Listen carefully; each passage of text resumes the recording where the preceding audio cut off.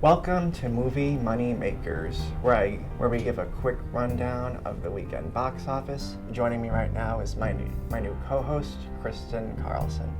Kristin, thank you so much for being here. Thanks for having me. So please, how did the films that just opened this weekend do? Well, Goosebumps was number 1 at the box office. The Martian was second, and coming in third was Bridge of Spies, which I saw last night. How was it? I thought that it was about almost 2.5 hours. I thought it could have been a little bit shorter, but I thought it was an amazing true story. And Tom Hanks was amazing in it. As always, I'm sure. As always, yes. I see Crimson Peak opened at number 4, which I know you saw that. Wasn't too surprising. Yes. With about 12 million for the weekend. As I mentioned to you earlier, it had a budget of 55 million, and that doesn't include advertising, which doesn't bode too well for how it'll do in the long run. And the new movie with Brie Larson, Room, had a limited release. Came out, and that did well. In about 4 theaters, and still made $120,000. And also Steve Jobs' Final expanded to 56 more theaters and opened at number 11, which is pretty impressive. And that comes out this weekend. And so, Kristin, since Halloween is just around the corner, are there any films that you would recommend to our viewers? Well, my favorite Halloween horror movie would be The Conjuring with Vera Farmiga. She's amazing. She's an amazing actress. She's on Bates Motel.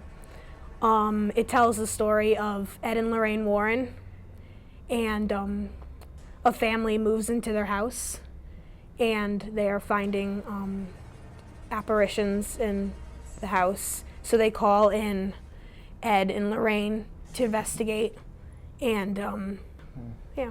Well, you're right about Vera Farmiga. She is amazing in everything she does. I still haven't seen Bates Motel though. Oh, okay, I watched Bates Motel. It's really. No, I did see her in Orphan. She was amazing in that. Yes.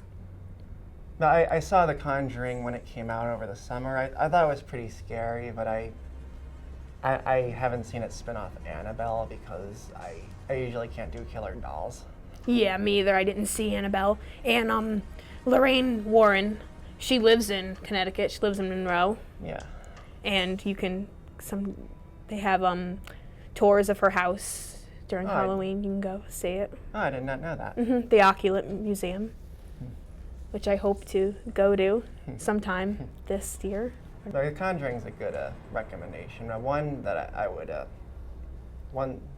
that is really good that I would recommend that is much older is The Lost Boys.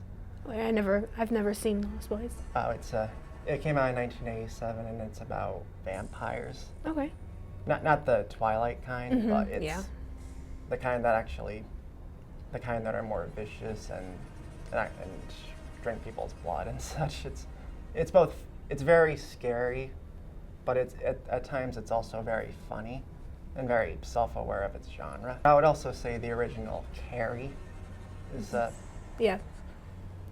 even though it's more of a tragic horror film, it still shows that high school is just as terrifying as Freddy Krueger wandering into people's nightmares and a deserted summer camp.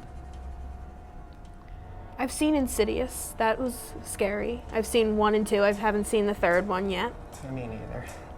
I've never seen the second one, but Insidious 1 I thought it was okay.